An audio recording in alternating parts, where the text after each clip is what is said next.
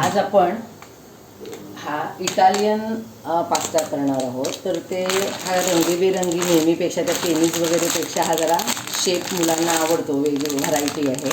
तर हे गरम पाणी मी ठेवलेलं आहे. ह्या गरम पाण्यामध्ये, उकळत्या पाण्यामध्ये आपल्याला हा 2 कप इटालियन पास्ता शिजत ठेवायचा आहे.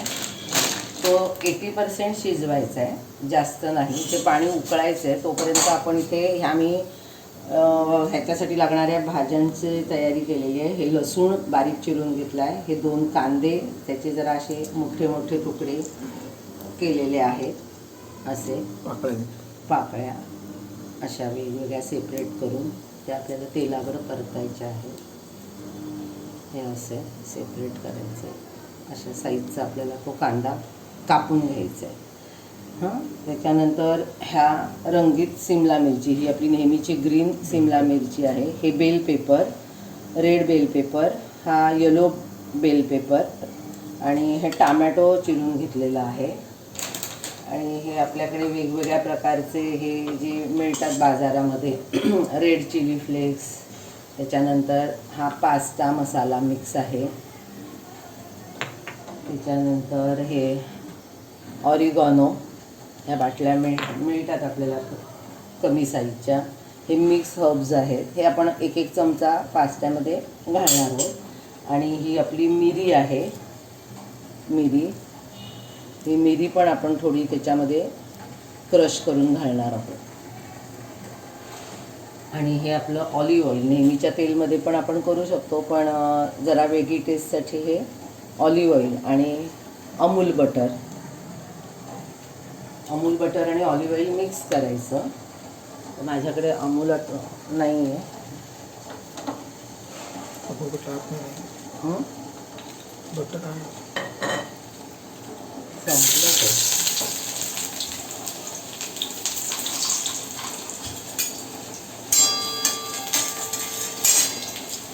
त्याच्यावर लसूण, नंतर हा कांदा आपण परतायचा.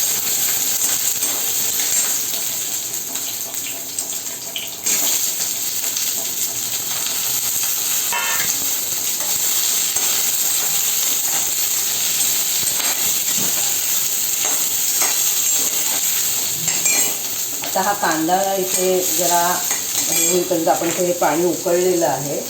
त्याच्यामध्ये आपल्याला हा काचचं हे टाकायचं आहे.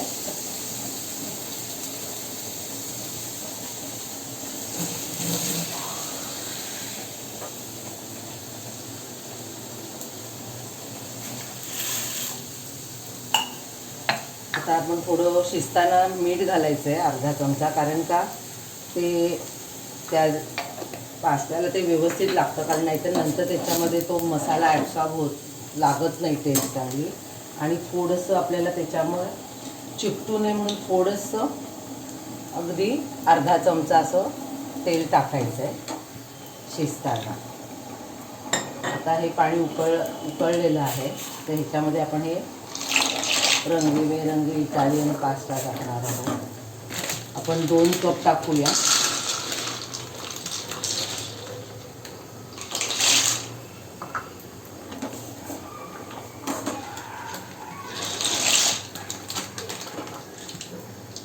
थोडेसे आहेत, 2.5 कप झालेलं आहे हे आपला इटालियन पास्ता.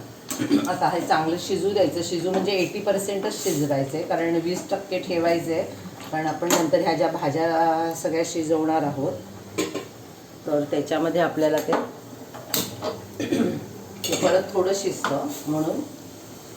तर हे शिजेपर्यंत इथे आपल्याला हे कांदा परतून थोडासा हे झाला की आपल्याला त्याच्यात त्या भाज्या सगळ्या मिक्स करायच्या.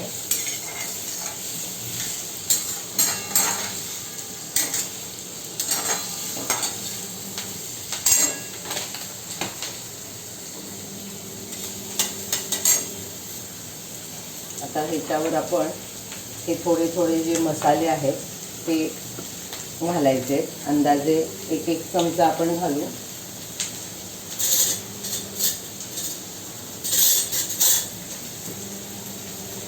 चिली फ्लेक्स आहे, ती 1 चमचा आपण घातलेली आहे.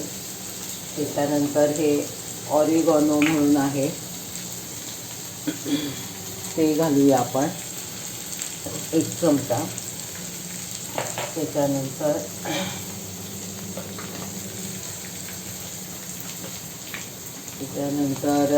हे मिक्स हर्ब्स आहेत, मिक्स हर्ब्स ड्राय, ते 1 चमचा आपण घालू. त्याच्यानंतर हे इथे तोपर्यंत मधनं हलवायला हवं, दिसतंय हे. त्याच्यानंतर हा पास्ता मिक्स मसाला आहे, तो आपल्याला इथे 1 चमचा घालायचा आहे. आता हे व्यवस्थित जरा परतून घेऊ. आणि मिरी आपण ही मगाशी मी म्हटलं होतं की मिरी ती क्रश केलेली आहे खलबत्त्यामध्ये, तर ती आपल्याला ह्याच्यामध्ये घालायची 1 चमचा.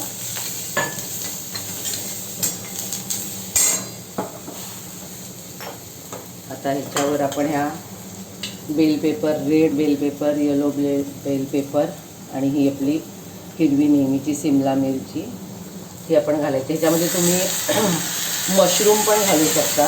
त्याच्यानंतर ऑलिव्ह मिळतं, green olive, black olive readymade त्याच्या बॉटल्स मिळतात, ते पण घालू शकतो. परत हे बेबी कॉर्न मिळतात, ते मग ह्याच्यामध्ये मक्याचे दाणे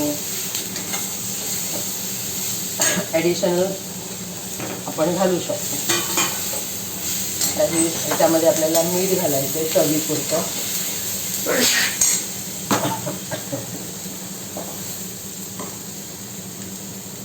चवीपुरतं आपण मीठ घालूया, या भाज्यांना जितकं अंदाजे लागेल तसं. ह्याच्यामध्ये तर आपण मगाशी घातलं आहे मीठ. हे शिजेपर्यंत आपल्या इथे भाज्या पण थोड्या शिजतात, एकदम काय पूर्ण शिजवायची गरज नाही. नंतर ह्या पास्ता ह्याच्यात मिक्स करू, तेव्हा आपण ते 20% आपल्याला शिजवायचं. त्यामुळे हे पण 80% शिजवून घ्यायचं, हा पास्ता पण 80% शिजवून. आता हा पास्ता पण सॉस तुम्हाला व्हाईट सॉस, रेड सॉस त्याच्यामध्ये पण करू शकतो. हा मी आता विदाऊट सॉसवाला करते, ड्राय.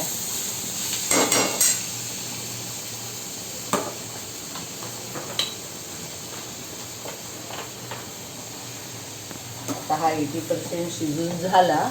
आपण तोपर्यंत हे बघूया. 80% शिजून झाला की मग तो आपल्याला चाळणीमध्ये थंड पाण्याखाली, हा चाळणीतनं गाळून थंड पाण्याखाली धुवून घ्यायचा आहे आणि मग ह्याच्यामध्ये मिक्स करायचं आहे.